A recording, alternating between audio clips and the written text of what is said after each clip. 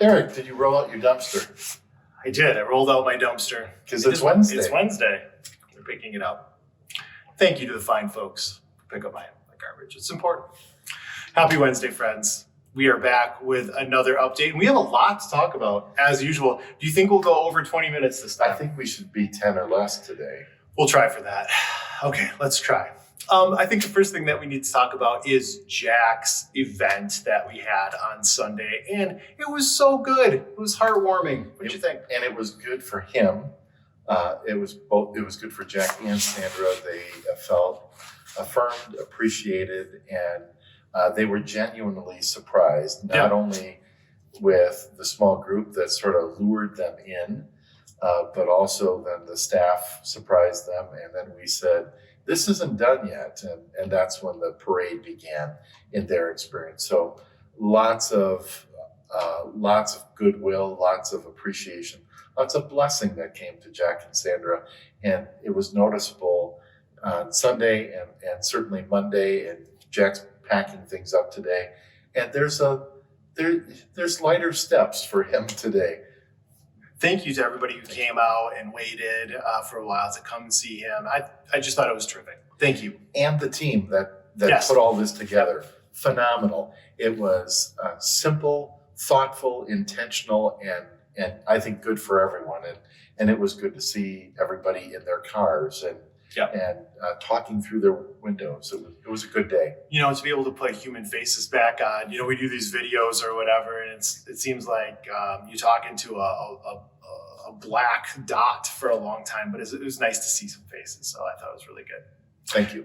I think one of the next things that we want to talk about is kind of our initiative for the next month, for the next week or two.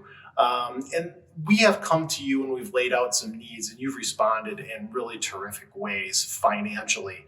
But we've been thinking about ways that are beyond financial, in which we can love and serve our neighbor.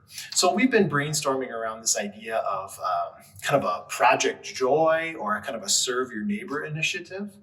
And so we're going to be unrolling that this week. So probably tomorrow you'll receive a PDF in your email.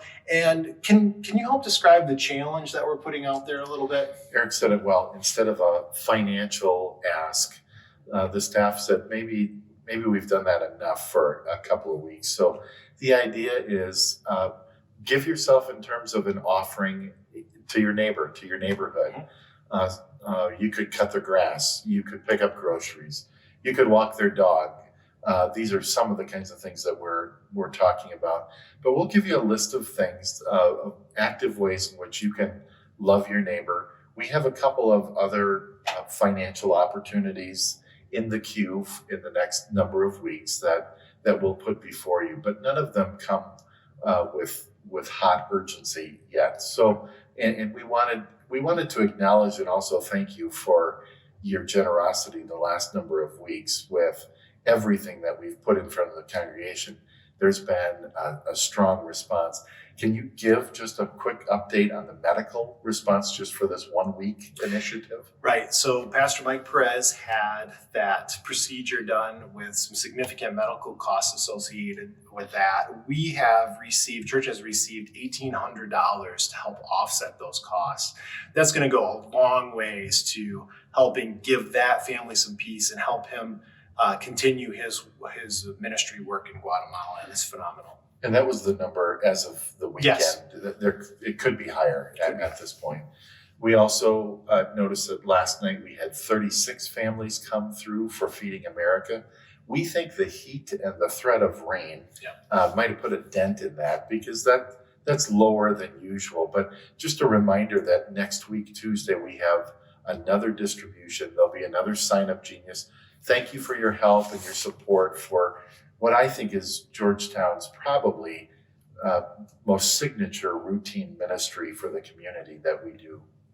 And speaking of feeding, I got my first photograph back from Josh in Guatemala. Photograph? Yeah, I was going to say photo, and then it turned into photograph. I don't know. Anyway, a picture. I've received a picture from Josh showing back pickup loaded with some food, and that represented less than 10% of what we gave. And they're going to be doing a number of distributions. I hope to have some photographs in the future, more showing the distribution that they're doing.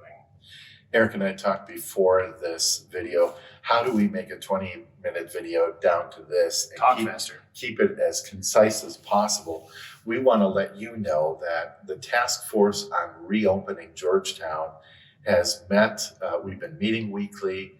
We're in the final phases of drafting a plan for the elders. We are putting that in their hands this weekend. They are meeting on Monday night to review it. We want you to know that I think it's great work. We have been in consultation with more than 50 churches in the area. We've been in regular contact with the health department, though not this week. We've been watching the numbers, and I feel really good about what we're putting before the elders. It's a plan, and again, it doesn't determine timing, but it's a plan that allows us to potentially switch back and forth in the event of another outbreak, whether that's in Ottawa County, in Georgetown. We've got reporting strategies to work in consultation with the health department. It's going to be something, one of the most common questions we've had raised, well, will the online option continue? And the answer is yes. We anticipate a movement from YouTube's to live stream, and the building will soon be ready to allow us to do that. And I'll let you have the last word on this, but there have been three voices that the team has continually heard from in the life of our church. One, let's get back together as soon as we can. Two, thank you for working with health department guidelines and following them faithfully. And three, I can't wait to be back with my church family, but it may be a while before I feel safe and comfortable. The plan that our team has designed, I think, accommodates all three of those desires in the life of our community of faith. So the report's going to present kind of some bundles of safety practices, I'll call them, some stages. And I think something that you're going to be needing to be prepared for is things looking a little different. There's going to be some more modest safety practices when things get a little clearer, but there's going to be some more significant safety practices too. Things are going to look a little bit different in the facility, and you just need to be prepared to be flexible and adjust to some kind of new realities. Social distancing will be part of it. We anticipate, if the elders approve it, beaming in worship into different parts of the facility. We want to make sure we are not part of the problem. Now, some of you have asked the good question, well, wait a minute, some area churches have started meeting. Some are trying this coming Sunday. Some have been meeting for a couple weeks. Some churches that we've contacted or have been in conversation with are waiting till after Labor Day. And as I look at our classes and the area churches that are our size and a little bit bigger, we are the ones that have been tending to move a little slower. I'm thinking of Ridgewood and Alive in Georgetown, Messiah, Fairhaven, and the Harbor churches are more behind than some of the smaller churches. And some of those other churches that have been opening have been in a spot where they have not had the kind of technology and the kind of video offering that we've had. Right. Some of them have just put an order of service together and click on a YouTube and sing along with How Great Thou Art. Some of them have had, even churches larger than ours have had a pastor speaking or preaching or teaching from a kitchen table with no music. And so I think Eric and I are ready to make bronze statues of Chris and Nolan in the entryway for their efforting. But just know that I think we have a lot to be proud of in the good work of some phenomenal volunteers who are tapping wisdom and tapping resources And honest, let's be honest, we're all impatient with the current reality and we're eager for the next one. Now I am going to give you the last word. We promised ourselves and in some ways you that we would keep this video shorter.